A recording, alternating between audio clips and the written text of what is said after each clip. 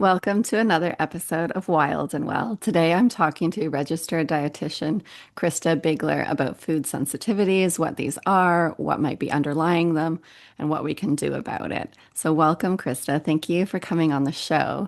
But before we get into all of that, can you tell us one thing that you've done today to take care of yourself? Mm.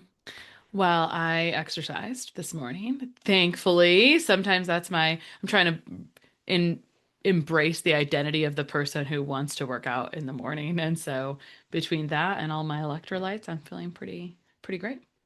I think you bring up a really important point there about identity. Mhm. I was always somebody who exercised, and then after having kids, I kind of fell off the bandwagon. And I started back by reminding myself this is part of my identity and growing that. So Mhm. then it just made it easier. So I love that you're tapping into that because it really does help. If you're just somebody who exercises in the morning, that's just what you do. Yeah, it's an interest, this is that age-old question that is, why don't I do the things I say I want to do? Because we all have those in different parts of our life, and they certainly are that general concept is a big thing in health in general. And I have an identity as a health conscious person in so many ways, but very often I would skip my workout, but it was because often I was putting other people before myself. So it's not surprising that, after children or whatever, I think generally as moms, there's such a long phase of life where we put everyone else's needs in front of ours and our baseline for stress just in general increases. And so it takes some calibration and kind of revisiting what's important to us, and what makes us feel best, and kind of reminding ourselves about that, and kind of reminding ourselves of like and asking ourselves about our identity. I think identity and purpose and mission are some of the biggest, you know paradoxes of human life. Yeah, it's so true. So true. So can you tell us a little bit about yourself and what it is that you do? Sure. So I feel like with the title Wild and Well, I will tell you that I live in the middle of nowhere with my feral children and my unicycling husband. And so as a essentially a necessity to moving into the middle of nowhere about 15 years ago, after school, after my internship, I kind of was like dabbling with things online. I did a lot of contract work. I mean, this is slightly more extended version. And after I was doing lots of different contract work, working in school nutrition and working in some significant conventional, like I worked with people with renal disease and all kinds of things. Um, I was always pretty interested I'm a questioner, I think, always at heart. And so a lot of times I'm just not very satisfied with the answers we get. And so as a trained dietitian, I thought changing your diet was pretty cool. So I got into food sensitivity stuff a little over 10 years ago. And so that has kind of come, 180 or even maybe more of a 360, where about the time I got some additional training and certifications in helping people with food sensitivities, I ended up in my own first health crisis. And food sensitivity work actually made everything worse for me. So I think that's kind of a fun story, and that does happen more. This is becoming more mainstream. It was like the 2010s at that time when this was going on. It was restricting your diet or going on a special diet was pretty, all the rage. I mean, certainly we have repackaged versions of it now. I have no shade for this. Like, I'm generally neutral. I think it's really great to experiment and to be curious about what could happen when you change your diet. But that's kind of like the short of it, how this all happened. It's like one thing happened and then it wasn't enough. And then I added more things. And then that wasn't enough. And then I added more things. And then after a while, you work with people so closely and you realize what really matters. And then you just kind of streamline to what actually really matters. Yeah, fascinating. And I think you're so right that with food sensitivities and so many things in nutrition, things have shifted and we do look at them quite differently now than we did a decade and a half ago. Yeah, for sure. I agree. And that's definitely how my story went. I was teaching people, and there's more to that story if you want to hear like the ugly parts of it, right? I'm definitely just a human as well. And one of the parts of the story is that I had done this food sensitivity test and I got it. And I was so excited to get the test results, right? Because the test results are going to tell me something really interesting. This is a human experience where like we believe that the test will give us whatever answers we are looking for in life. And so I got the test and I was disappointed because It was all my favorite foods that I was sensitive to. I was very annoyed. Basil and red pepper and some other things. And so that's, by the way, a dead ringer that your gut is leaky if you're reacting to the foods you eat the most. Um, so I put that on the fridge, which is really not what you should do because food sensitivities are so transient. They can shift by the week, really by a couple of days, technically. They can technically shift that quickly.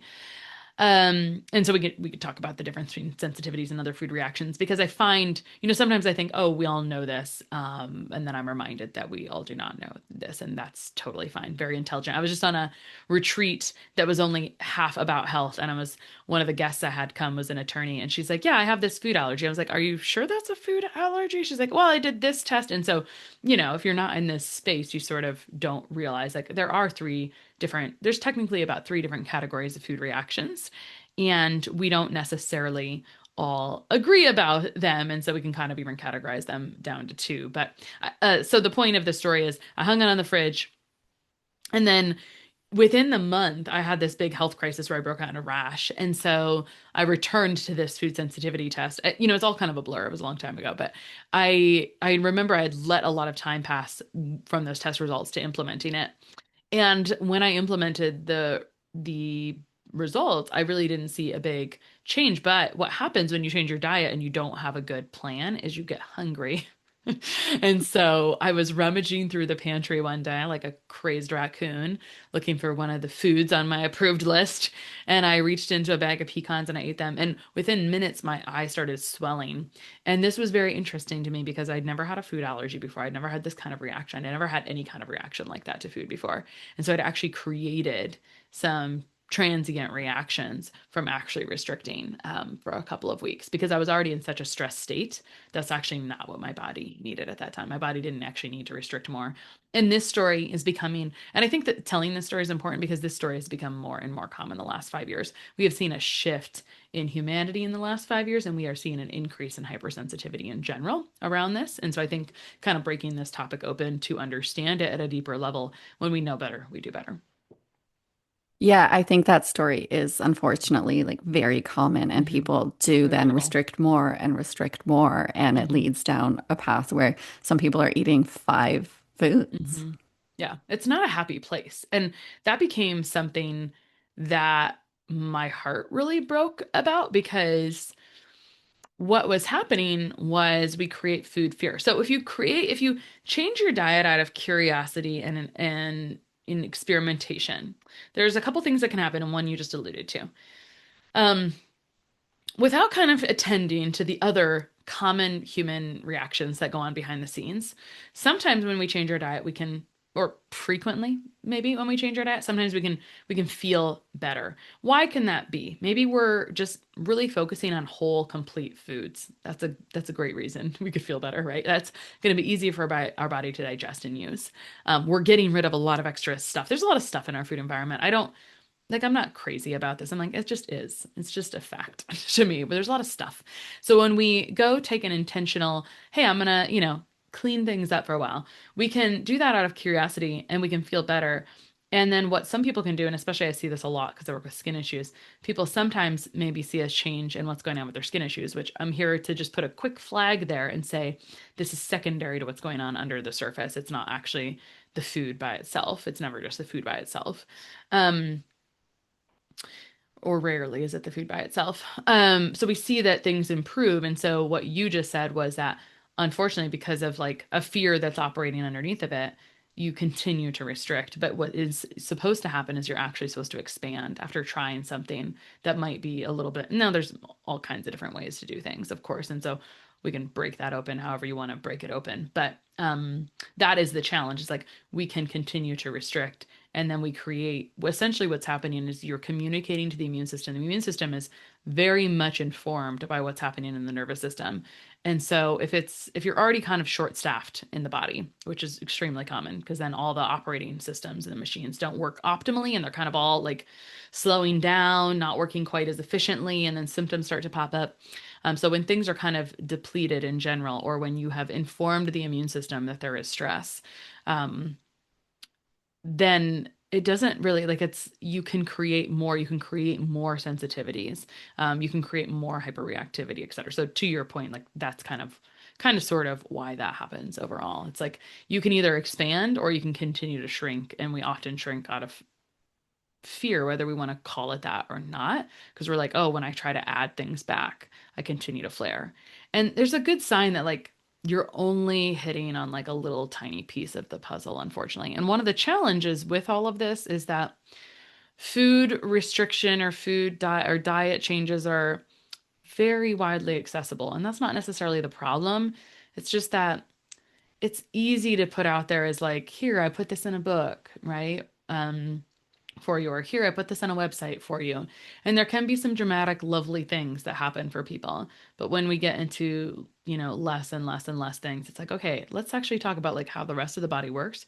You're going to need to digest and absorb and utilize that and nourish the cells. And when all that stuff isn't happening, more problems continue to happen. So if we are restricting because of that fear and because of symptoms, that's showing us that there's a lot more to deal with other than just changing the food and reducing the food. Yeah, I mean, there's just so much nuance around food. I wonder if we should back up and talk about the types of food reactions, first of all, to just quantify them. Yeah, I'd If you love don't mind. that. And just for Yeah. people to have an idea of like what sensitivities actually are and like how do we know if we or our kids are reacting to certain foods? Because I Yeah. think the majority of us don't even know that. Yeah. And I think maybe another thing we should definitely cover today, if you want, would be how to maybe do a food or diet change with the best intentions overall as well. I think there's some best practices we could share with people. So, backing up to the types of food reactions that there are, I'd like to use the Nerf gun as an analogy for this. So, so we are generally and universally agreeable on allergies. Allergies are IgE, like elephant reactions. In theory, usually you do an allergy test and it's replicatable. Like you can do the same test and get the same results. Doesn't always seem to be the case. There's a little bit of nuance there. The immune system is really shifting a lot until at least age 3, maybe even age 5.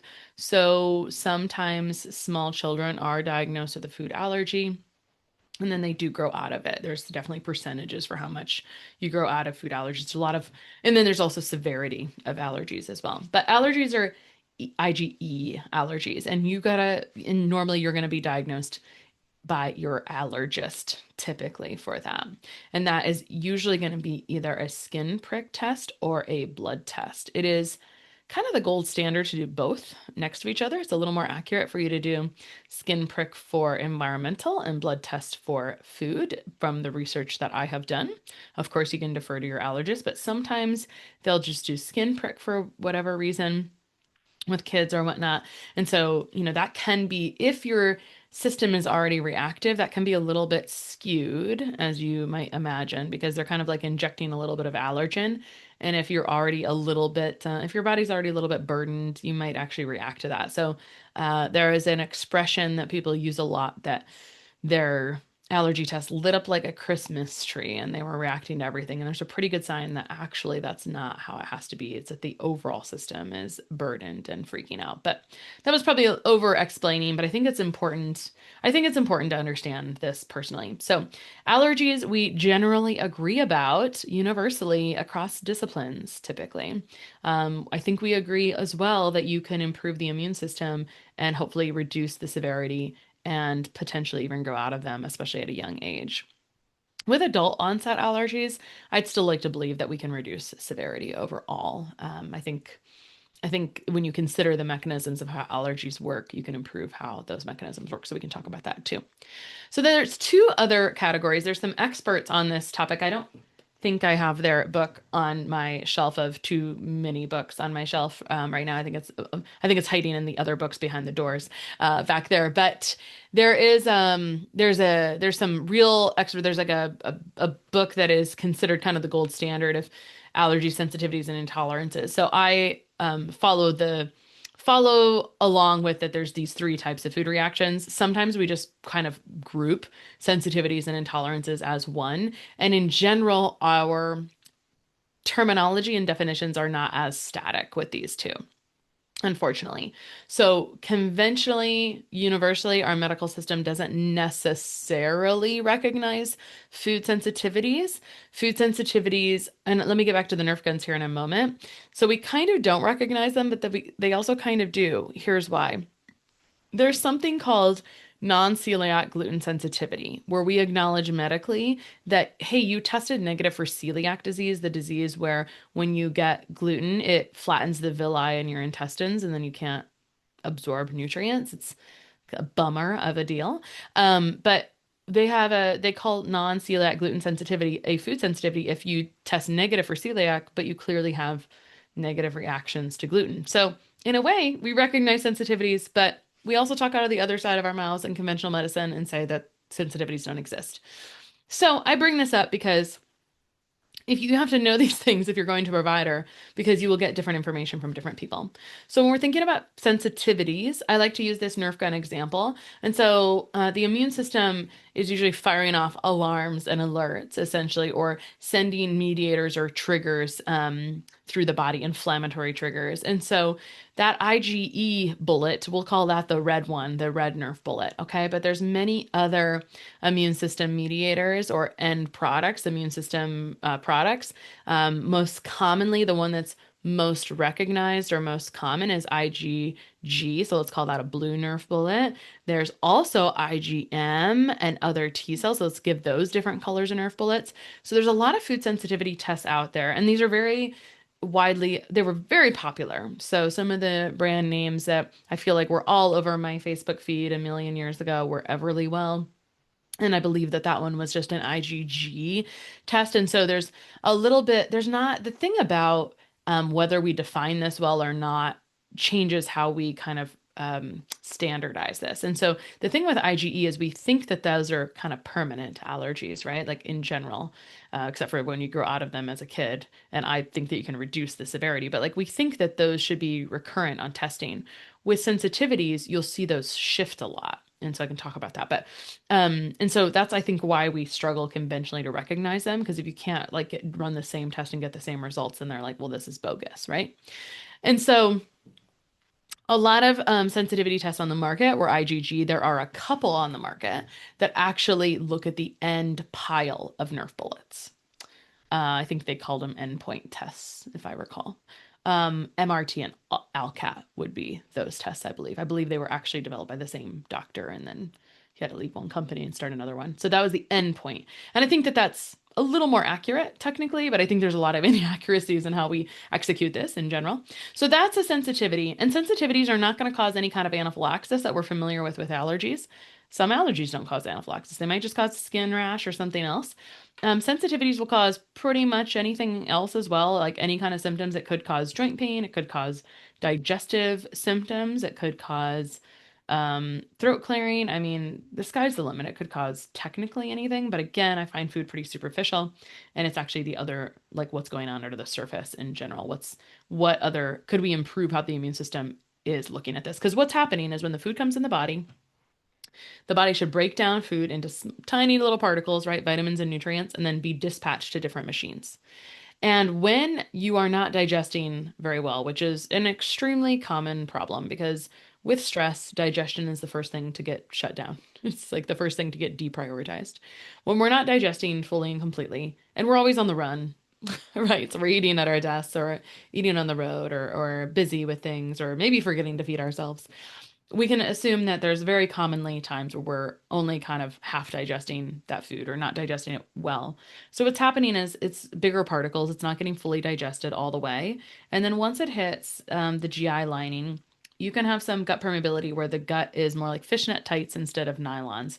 And so it's supposed to be semi-permeable, so only small particles are supposed to get across. But when it's like fishnet tights, you have these large particles that get across. And then the immune system's like, I don't understand what this big chunk of apple is. Like, I was looking for these tiny nutrients. And so the immune system will fire off Nerf bullets at this healthy food, right? Because it's not being digested and it's crossing the membrane incorrectly or too soon or too big of a particle. And so it's a foreign invader to the immune system. And we know from autoimmune conditions that the body does attack things that are actually not harmful, right? It's like it'll attack itself sometimes because it looks at it as an invader. And so that's kind of the premise in general with food sensitivities. And then finally, just very quickly to put a bow on this, there's the last category of food intolerances, and you generally understand that one as well. And we generally recognize this one as well because we're very familiar with lactose intolerance. So it's typically, not surprisingly, like a literal issue with digestion of a certain saccharide. Like there's issues with different types of typically sugars of intolerances, but lactose intolerance is primarily the most common and well-known intolerance overall. But as you can understand, sometimes that just gets grouped under food sensitivities. Sometimes we use a big term and just call it food reactions. But I think, one of the bottom lines here is, of course, we should avoid our true allergens if we have true allergens. Sometimes it's okay to kind of question the testing a little bit and just dig deeper, because if you're not actually having symptoms for that, it's like, was that correct? What was actually tested, etc. I think I'm a questioner, so I like to question, like, hey, just double checking that this was kosher in the first place. Um, and then we've got, our sensitivities and intolerances. So sometimes that all gets grouped together, but I think understanding that is really valuable. And I think the main thing to understand is like, you might not have to settle with that either. So, with the food sensitivities, do you recommend that people even bother with doing a food sensitivity test or instead address all of the underlying reasons that they might be sensitive and then possibly go and do that testing once they've Yeah, helped their body? I think you have multiple right answers. I can tell you that I personally rarely to never use food sensitivity testing anymore, but I will say that there is a category of humans that benefit more from generally changing their diet. Now, I think we should probably establish some core premises. So I have some core nutrition philosophies, and one of them is that whole food is best, right? And that we're like eating healthy whole foods most of the time. So I'm not saying that we should just go eat a bunch of ultra processed crap constantly. And also, I like to enjoy my life. And so I maintain a pretty 90-10 or 80-20 principle. So I just put that as the preface in general. And so if you've never changed your diet or cleaned up things or improved the oils and the fats and the sugars or whatever, like that are just in your pantry, that's a great valiant thing that anyone could do. That's part of taking care of ourselves, I think. Um, I no longer use that testing, but what I will say about the human population that benefits most from specific diet changes would be the autoimmune population. There seems to be some cellular changes there that do benefit a little bit more. I think that usually the more significant something is, usually the more significant the intervention can be typically. So I will say that there are different categories of, so I think, you kind of have, you're faced with like a few options. One, I think then there's almost like a decision tree. One, could I just clean up my pantry in the first place and clean up the recipes? I think that's for all of us to do all the time. I think, Mhm. we can all even check in on ourselves after we've done it the first time. It's like, oh, how's it going now? Like, has anything, like, am I happy with how things are? Do I want to clean it up more or whatever? The next thing is, do I have a reason that I want to experiment with my diet further? Usually, there's two reasons we make changes, inspiration or desperation. Unfortunately, it's usually desperation, right? So there might be like a triggering factor that's making me think maybe I should make a change here overall. And so you have then two options. You could do some testing and you could experiment that way. And I want to talk about what I think is right and wrong way to do it. Because I think that might be important for people if they're trying to navigate this. And then the second part is you can also just trial a special diet. And so there's many types of special diets. Like, for example, I work with a lot of skin issues, and something that might make sense for someone with skin issues is to do something where you're clearing out the top 8 allergens because those are common triggers potentially. So that's an option. I usually think that, so we have a half-life of certain immune cells of 10 to 14 days. So I think that when we're doing a dietary change, between 2 to 3 weeks is a really good time frame. About 3 weeks is usually what we generally agree about overall.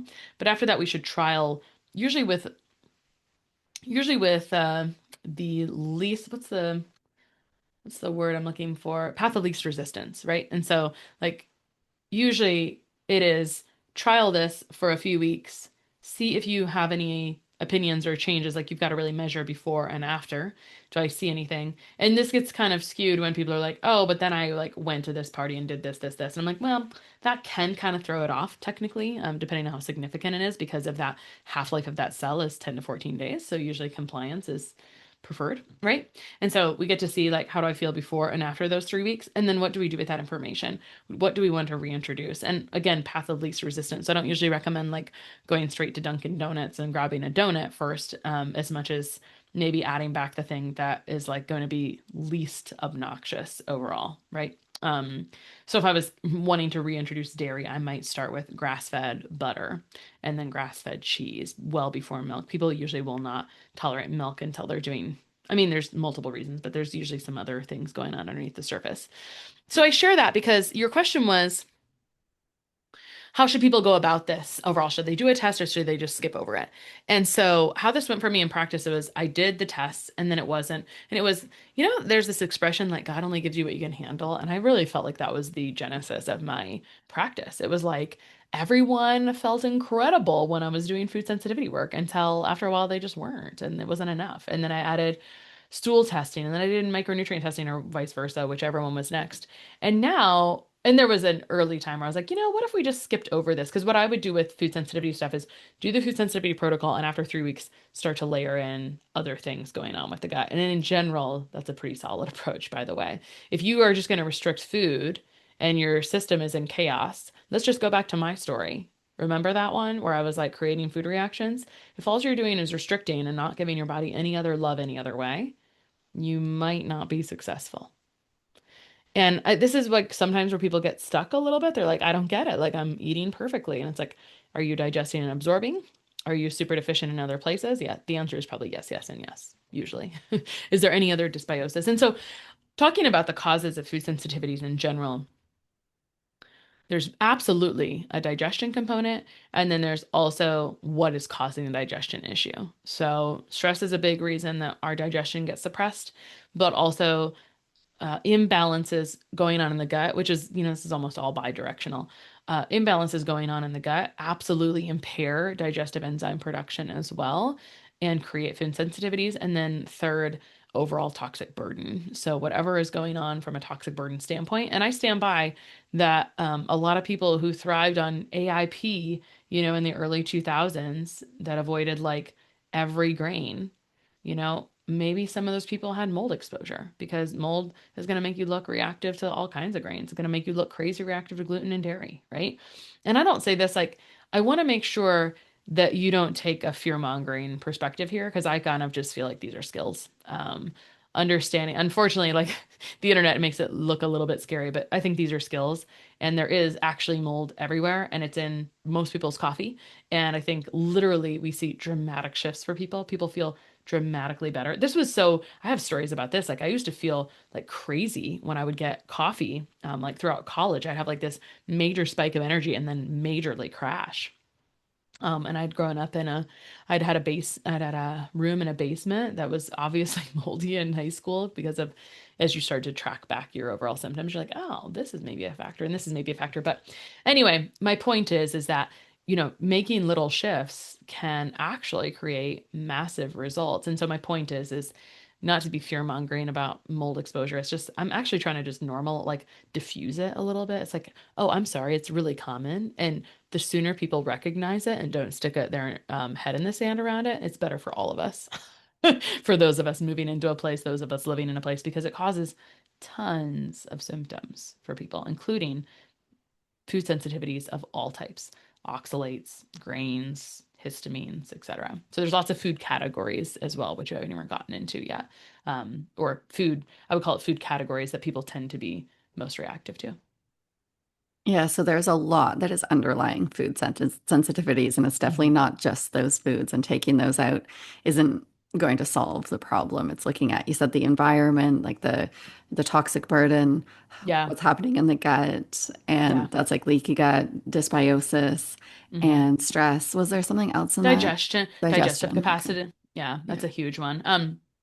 And now there's one more additional layer, and you already heard it in my story. And we mentioned stress, but we're seeing Generally, so when you're having a hypersensitivity response, like let's say you're like, I'm reacting to everything and I'm reacting to supplements and I'm reacting to literally everything, that's usually a pretty good sign that toxic burden that toxic burden trash can is like super overflowing and your stress hormones are super they're they're on the struggle bus is how I'll say it. Because when we talk about stress hormones, I'm talking about two major systems. I'm talking about the adrenals and the thyroid, but the adrenals are most important because cortisol is essential. It's not like, you know, I know the internet was really excited about cortisol this year, and I don't really care. I'm like, whatever. So it got some press, and that's great. But I'd like to stand here and tell you, like, it's essential. You don't have it, and you die.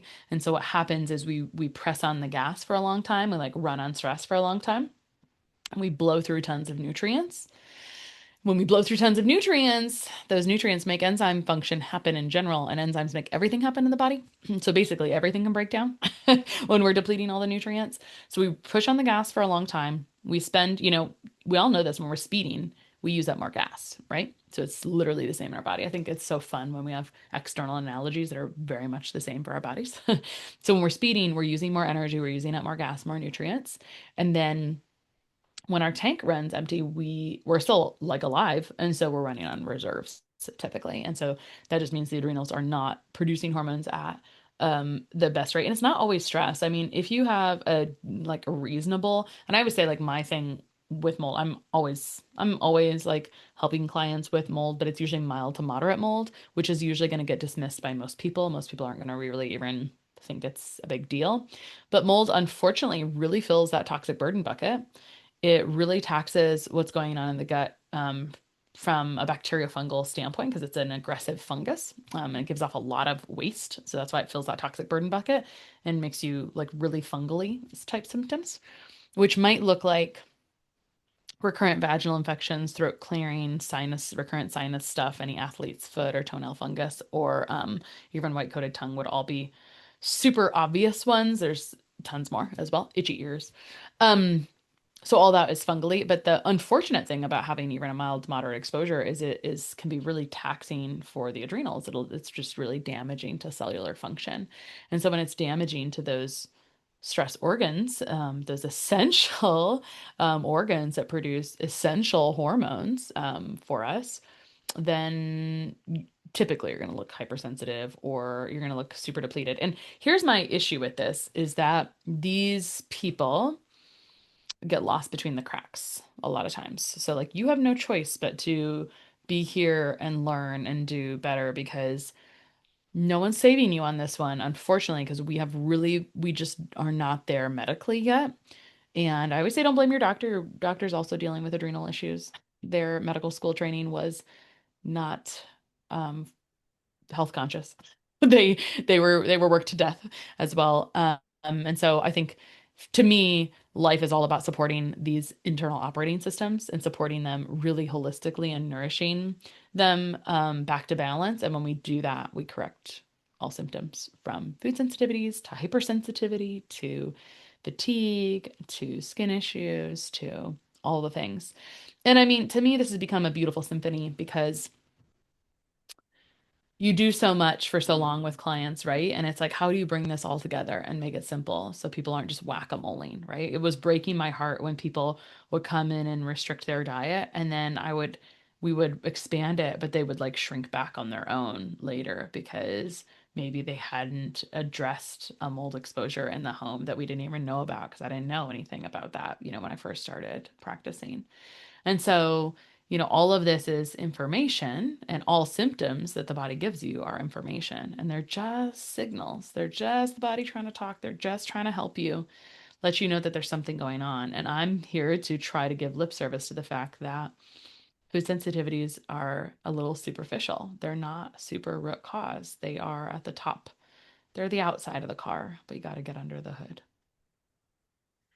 So you've talked about so many different underlying causes here, and some of them, like mold, Mhm. can be like very overwhelming for people. Like, Mhm. what are some good starting points if somebody is listening and they're thinking, okay, yeah, I'm ticking a lot of these boxes. I think I could address probably all of these. Like, what do I Mhm. even do to start? Because we can get stuck in paralysis. Totally. Thanks for asking this because I have like worked so hard on this for so long.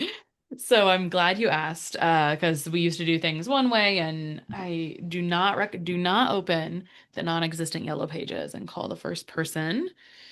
I encourage a visual inspection first. So there's a couple really cheap, easy things you can do that I think are pretty effective. One of them that's super underrated is buying some inexpensive humidity meters. Don't buy one, please. Buy like a 5 pack for 20 bucks, please. Put them in any place where there's moisture. So in every bathroom. If you have two bathrooms, please, again, do not share them. Put them in the kitchen. Try, putting them anywhere else. So water, the thing about mold is that it will grow anywhere that there has been moisture for more than 24 hours, essentially. And again, I am a human practitioner. So I have learned a lot of things from a lot of experts and working with a lot of clients. And I'm just here to share with you simple tricks and tools and best practices because like 3 years ago, we had a record hailstorm where I live. And that year I had 4 water intrusions. This is not don't think this isn't going to happen to you. This is about like the same as like death. Like we're all going to die. Like I feel like we're all going to have a mold exposure. And it's not to send you into a fear thing. It's just to recognize, hey, we could have some issues with things. So if something gets wet and it's wet for more than 24 hours, mold will grow. Our building materials are very porous and very mold loving. Mold loves dust. So literally like dusting, which I know sounds so lame. But dusting is like a big, like I learned that from a remediation guy. He's like, if you could just like remove all the dust. Now, drywall is made out of dust, so it's tricky. So if drywall gets wet, you really have to cut around that. I'll get back to the easy stuff in a second. I'm just kind of talking about the big picture. Carpet and that carpet padding, at least the ones we have in the US, pretty tricky, right? So there's some areas that can just be more susceptible or a little bit more of a problem. Anything that's kind of underground, right? You got to kind of consider all the drainage system in general. I remember one time we were doing some yard work, and the dirt was almost indiscernibly like tilted the wrong way, and it rained, and I could see water. So I don't have any flooring in my basement. I could see water coming in under the floor, and it was like the tiniest bit of a slope. And I just went out and like with a shovel and adjusted it, and like never a problem again. So it's like stupid stuff sometimes. It's kind of annoying. So what's unfortunate is sometimes things are covered up and you cannot see them. And that's when we've got some issues. So anyway, the other thing is it's a lot about humidity, like high humidity is going to foster more mold growth. So sometimes people will see like mold in their windowsill, and I'm not saying that's right or wrong. My kind of rules of thumb is like if you have these humidity meters in your bathroom, what is probably going to happen when you take a shower is that you're going to see 100% humidity, but within a couple hours, it should really dissipate back to that baseline. And so if it's not really coming down to that baseline, you might have a problem. And bathrooms are a really common place to have a problem, and they're a really good place to start, right? Basically, like around a dishwasher, around a sink, looking, literally visually getting a flashlight out and looking to see was there any water damage? Is there like a covered up of a bubbling somewhere? Something like that can be very simple to check that stuff. I think I had someone recently, a client who was talking about her windows from the 1950s, and I was like, wow. I'm surprised that those didn't need to be replaced, before 70 years, right? And they were all rotted out around the edges and whatnot. And so sometimes it's just sort of like, well, that sucks. And, it's probably needed to be done, right? And so unfortunately, sometimes our body starts to react to these things to kind of point us to like, oh, maybe I need to have some little thing. So for me, all of this is kind of like those annoying maintenance things that we didn't know we needed to know overall. The HVAC is also another really common place. So I'll get back to like we'll summarize some easy, simple things here. I'm just kind of talking about like really common sources of issues. The HVAC is a big area as well. I learned recently, so feel free to fact check me that HVAC is not actually supposed to be on the ground on the cement. It's supposed to be raised up. Otherwise, condensation can form and cause some issues inside. So it's supposed to be inspected. I can even direct you. Like, I don't claim to be an environmental expert. What we do now is I have people do a couple of things. So they come in and we have a conversation. Like, it's like, here, I need to teach you about this. I need to teach you about how common it is. It could be literally in everyone's home. We just want to try to reduce our overall exposure because it's just such a when stuff shows up on the skin, for example, it's a safe place for the body to dump trash. So we want to do just a visual inspection for free, essentially.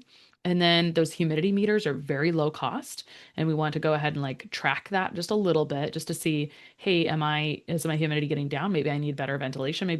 Because mold will produce humidity typically. Now, some people live, near the ocean. And so you need to kind of calibrate for like what's normal humidity for you. Maybe you actually need dehumidifiers, etc.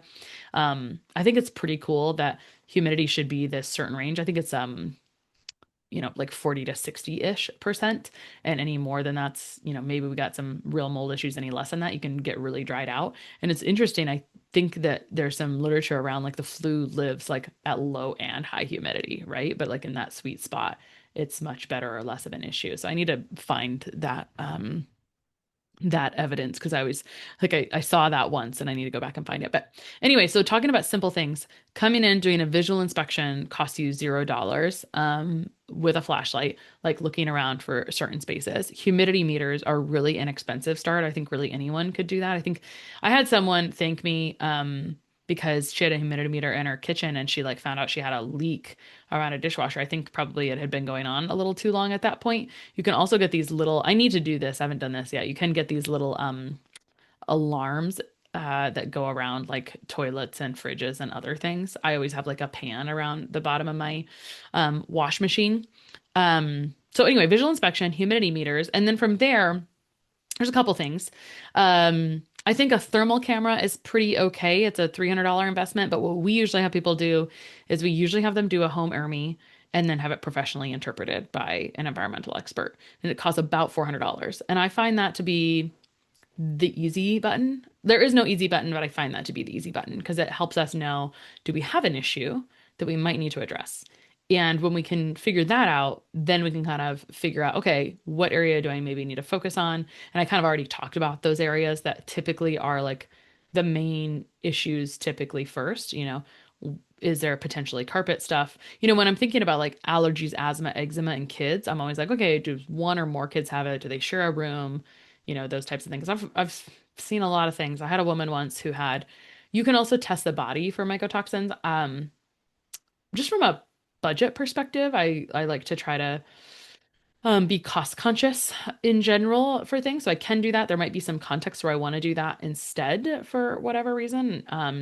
A lot of times I'm going to just recommend that ERMI. But I've done a lot of urine mycotoxin testing. I feel that Vibrant has the best, most comprehensive one.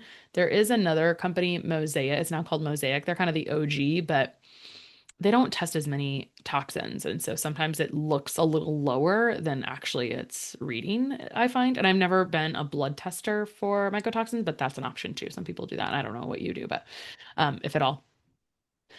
Okay, so where was I? I was just going to kind of wrap that with a bow. So visual inspection is really smart and really free. Doing humidity meters is super low cost and could just help you figure out that you might have a little bit of an issue you don't even know you have. And it's super simple and basic and it's smart no matter what because we're recording this in mid-November and you're in Canada, I'm in the northern Midwest.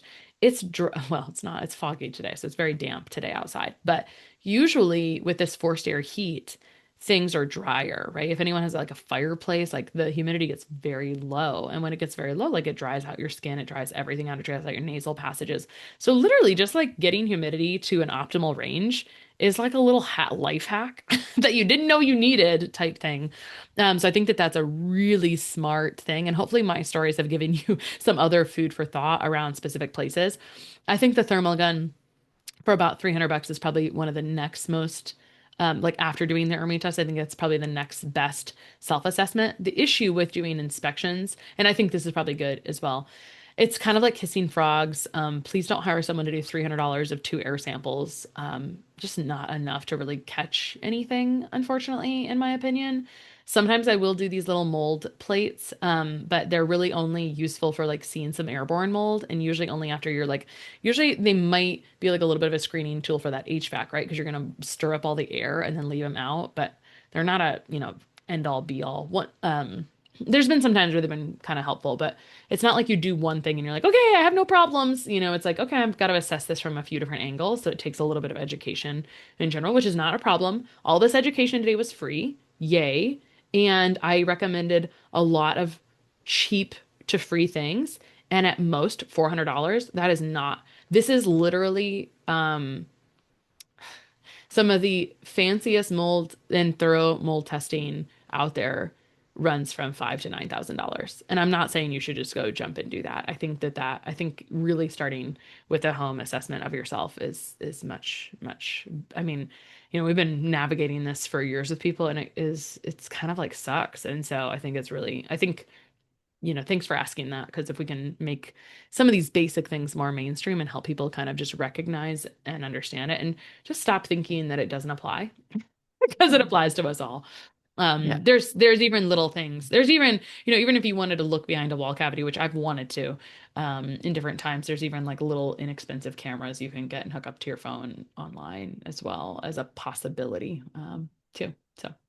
And what about for people who have moved out of the house that Mm. has mold? Is it something that still stays with us? Like you were talking about your bedroom in the basement in high school. Mhm. Is that still affecting you long term or Absolutely. yeah. Yeah.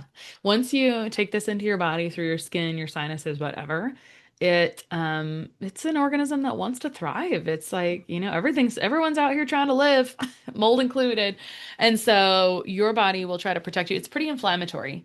Um, I mean, when people come in and stuff lights up like a Christmas tree, or all of their inflammatory markers are inflamed, but their doctor's like, I can't figure out what's wrong. It's like, you should probably go look for the mold, honestly. So it's, and so thanks for asking this question too, because it's really important. So you can have an ex past exposure and you can get by, you can do okay, and then you can go through a stressful period and like fall apart because you've depleted a bunch of nutrients that your body was using to like support you. Your body will also shove this into tissue to try to protect you, to get it out of circulation, as it has done with me. So every time I try to go in and like pull it out of tissue, I create a little, like it's going to create an active circulation going on. And so it creates symptoms for me. So it's not enjoyable. And then, so those of us that have had past exposures, we're usually going to be slightly more of the canary in the coal mine. And so this might be one of those scenarios. And then there's also like half-ish of the population that's more genetically like gonna clear it slower. They're gonna have some specific HLA genes that are not gonna clear mycotoxins very effectively. And I am over here like ding ding ding ding. I got like I'm the worst, not very genetically blessed when it comes to detoxification. So an area I love to talk about. So this is so valuable because what can happen is sometimes you'll move into a place and maybe it doesn't have like a giant amount of mold, but maybe you've got an issue and someone else doesn't at home. Well, what's all going on there? Are you at home more? Do you work at home? Whatnot, right? Versus the other people at home? Are they going off to school, daycare, other outside jobs? I've seen where people were doing fine before the pandemic and then started working at home and they're like, wow, I got health problems now, right? Because they're actually in that environment more 24/7 versus, just like a very short amount of time, half the time. So all of those can matter. But yeah, if you've had a past exposure, it will continue to be a little bit of an issue. It's kind of like, and it's not, you're not going to just like clear the entire trash can all at once, typically. You're going to have a little bit of it. And so this is why I think this is overall a skill, to improve this. Because it is, it's generally just kind of a nasty little toxin and it's pretty taxing to the body in general. And so I think it's very life-giving to like help people develop the skills to clear this out, and to help so they know how to like continue to clear it out in the future, because you're not going to get it all at the same time. So yes, the answer to your question is, if you had a past exposure, does it continue to be a problem? Yes. But then there's other layers to that as well. Like what if you just moved from a moldy house into a different house? All of your porous textiles can potentially be a little bit of an option, an issue. I think if you can afford to change your bed or your mattress, I think that's probably smart because you spent like 30% of your day on that porous mattress. You could potentially seal it, if it wasn't in the budget. So that's something you have to kind of cost compare. I mean, mattresses are not super expensive, so that might be something I prioritize. I usually tell everyone to wash all of their washable textiles in an enzyme cleaner. Microbalance has a nice enzyme cleaner. There's lots of enzyme cleaners that can help clear those mold spores, to an extent. So I usually have people wash all the materials, with that. And just do what you can. I think like there's a level of doing what you can. Because the whole thing can be a little overwhelming. Please don't, if you are in a place where you've got a lot of issues and mold and you want to leave, please check your next place before you move on in. Don't just like be like, oh my gosh, I gotta get out of here and like leave and then sign a lease in a new place or like move into a new moldy house. Because I have seen that twice last month. And it is like, what? This is literally a flight response. It's like, I found out my other house was really moldy and I moved. And I was like, wow, you had a busy week. Wow. Did you check the house you moved into? Let's like, so we have to stop and stay and calm ourselves. And what I will also tell you is that your nervous system and how you're responding to this entire thing is absolutely communicating to your immune system. So even if you're in a moldy space and you do nervous system work, you can improve. There's been lots of evidence that that works. So, and usually most great practitioners will tell you that that's an essential part of mold exposure anyway. Any kind of autoimmune or significant disruption to the immune system, you've got to love on that nervous system to talk nice to the immune system to calm it down as well. And that's actually like that's the freest thing you can do that we undervalue constantly. And sometimes it feels impossible. So I understand that as well. Sometimes it feels impossible at that time. And if that's the case, try to find someone to help you with it, right? It's not automatically like all of these are skills, and the first time we learn anything can feel a little bit hard. So just got to Yeah. keep working on it. And I see why, yet again, working with somebody and getting the support and the accountability is so important. Like working with somebody like yourself and working through this and what the triggers are and figuring out like what to do if it is mold or if it is something else. And nervous system, I think it plays into every aspect of our health. It's a critical Yeah. piece. And it is something that maybe if you are addressing mold, that can feel so overwhelming. But Hmm. if you can work on the nervous system part during that, you're learning those skills and you're Yeah. supporting yourself. What do you recommend? Like, what are some of your favorite things when it comes to the nervous system? Perfect. I am going to answer that and I want to just peg on to something you just said. I think, as I consider this as you were just talking, and I consider like, okay, what if we save you a $9,000 inspection in lieu of doing XYZ? And I'm not saying there's a right or wrong, but it's like, in theory, when you're being guided well, it should be money saved and compounded, I would imagine, right? It's a shorter path when it's the right fit for someone. So I don't always say that, but like I think that there's, I was just considering that to myself. Okay, your question was, what are some of your favorite tools for nervous system? I think this is a great topic. I think it depends on where the person is in general. Someone asked me last month at a retreat, Krista, what are your favorite tools for nervous system? And I say, I like paying attention to how fast I'm talking because I've talked fast my entire life and it speeds up my heart rate. And even though I viewed it forever as excitement, and by the way, if you met the women in my family, you'd know I came by it honestly. It was just like how I was raised. I didn't even know it was a problem. But I was running that nervous, I was running my heart rate really fast. And if you're talking to people all day and back to back to back and talking really fast, that's a lot of stress being read by your nervous system. So my favorite tool technically is just to like stop and be aware of myself, which took unfortunately a little bit of time to figure out, right? And usually when your capacity is low, meaning you're running, running, running, and you got no extra buffers, usually you don't have, usually you kind of pull yourself out of that for a little bit to even get to that assessment point. So I have plenty of people like that I've worked with that are running, running, running, and they're like, I don't know what I'm gonna do. Like they gotta have to have their own come to Jesus moment. And so in those cases, I will often recommend that they add a vagus nerve stimulation tool. It's going to communicate some safety to the nervous system by stimulating the vagus nerve. There's a handful of products I've used. Truvaga has one. They used to have their old version. It's kind of a powerful one. It's like a little I'll call it like an electrode. It's got a little cap, and you put like ultrasound gel on, and it like literally kind of zaps right here.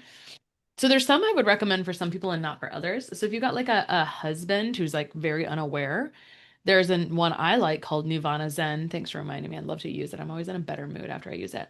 But it's not very discernible to most people. It's like this really faint prick in my ear that like someone who's really not self-aware is like not going to catch it. Like I can feel my stomach gurgling when I use it, but it's like this heads essentially a headset, but it's like stimulating one side more so and like pricking a little bit. But some people aren't even going to notice that it's doing anything. So you don't want to be giving that one to the person who is like very unaware, which is the majority of humans. And so those kind of people, you want to give them something that like has a little more shock value that they can feel. And so one of the ones I have really liked, this is great for kids too, is Apollo Neuro. It kind of looks like a little band. You can kind of wear it on a shirt. It just kind of vibrates and buzzes. You can set up a schedule on your phone to automatically run. I don't really like to charge things, so that's the negative, but this is the most like automated one, I feel like. Um, and I always say like, you can try these things and return them after 30 days because usually you need about 3 weeks of consistent use for anything to see how it works. See those themes through this conversation. So Apollo Neuro can be great. I find it to be a little bit of a set it and forget it. I mean, that's kind of the opposite of what we need to be doing sometimes. But I've had people who are like running, running, running, and they're like, wow, I actually felt like better throughout the day and my digestion was better. I was less bloated. So you got to take your wins where you can get them. So that's one. There's the Truvaga, like I said, you put ultrasound gel and it like literally kind of zaps you. Their old version, you actually ran like you can only use it 300 times. I think they have a new one that's like unlimited. I thought that was silly. And then there's another one. This is the one I'd probably buy. I already have all these other tools. There's another one called Sensate too. It looks like it's like the size of a bar of soap and vibrates on your chest. Some of those like you have to sit and use, right? That Sensate you have to sit and use. The Truvaga is pretty simple, like it's pretty quick. If I was gonna buy one now, I might buy a Pulsetto. It kind of looks like a little headband that goes around. You've probably gotten advertisements. If not, now you will. Because your phone probably heard this conversation. So, but it's like it seems like it's always on sale for like 250, $300. But it also kind of like stimulates right here under the neck as well to stimulate that. So I think I would use one of those. Those are just tools that kind of stimulate the vagus nerve. I find that those seem to be more effective than some of the free options for stimulating vagus nerve. But you already heard the kind of category of person I would use a vagus nerve stimulator, or I would recommend a vagus nerve stimulator to. The people who are like are pretty kind of, out, like they're really struggling and um, they need something. They need to try something. So there's about a million options. A lot of it to me is always assessing and removing stuff I don't need to be doing and slowing down in the moment. When I came onto this interview, you said, "How are you?" And I was like, "Oh, I just jumped off of another interview and I'd love to use the bathroom and like take a deep breath." And so I did. I just took a couple deep breaths and I'm like, all right, now I'm ready to just be present for you. And I think that there is something to be said about a very simple context switching because I spent years running from appointment to appointment to appointment, being a few minutes late and like not resetting. And I spent a long time going from job to home and not resetting. Especially this can be challenging when you work from home and not really like decompressing from the day or whatever I needed to do to switch out of practitioner Krista to mom and wife Krista. And that was not ideal for my nervous system. So I think there's a lot that can be said for like shifting your state, being aware of your state. Unfortunately, when your state is already activated all day long, it becomes hard to be aware of it because everyone else, by the way, everyone else around you knows, but you typically. And so it's just one of those things. Like sometimes you can't tell people certain things. They kind of have to like have it, you know, stick out to themselves. I had a client recently and she came to a session and she's like, "Hey, I think I'm doing some unconscious eating." And she was only felt comfortable telling me that because she'd heard me talk about it on a podcast about how I was like, I had a come to Jesus moment where I was like, oh, this thing I think that's like this thing I say where I can't be around food because I'm going to eat it is actually a nervous system response. It's like me being unconscious of what I'm sitting in front of, right? And not consciously make a decision to like enjoy that or not enjoy it. And it's really a result of where my nervous system state was. And there can be multiple things, right, that can make us kind of binge eat in the evening or whatnot, right? Under eating and all those pieces. Um, but I like to share stories just because it's like I share stories to tell you like, hey, I'm a human too. And sometimes this is kind of how this stuff looks. And so I have been, if you are struggling with like you're just running, running, running, and you're like, maybe I do need to I wonder how I would assess that. I just want you to know you're not alone, of course, and that there's lots of options. But yeah, some version of awareness and assessment of your current state is usually the first step to shifting the state.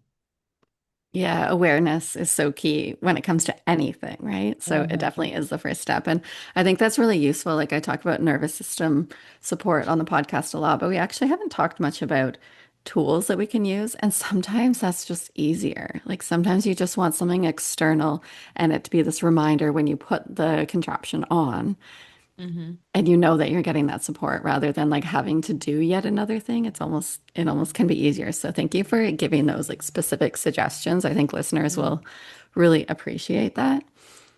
And yeah, I'm just wondering, like, can you tell us a little bit about like your offerings? I know you have an amazing podcast and you work with clients. Like, where can people find out more about you and continue to learn from you? Because you have such like an incredible resource. You're at, I don't even know how many episodes of your podcast now, but you have a lot of information there. 436, Wow.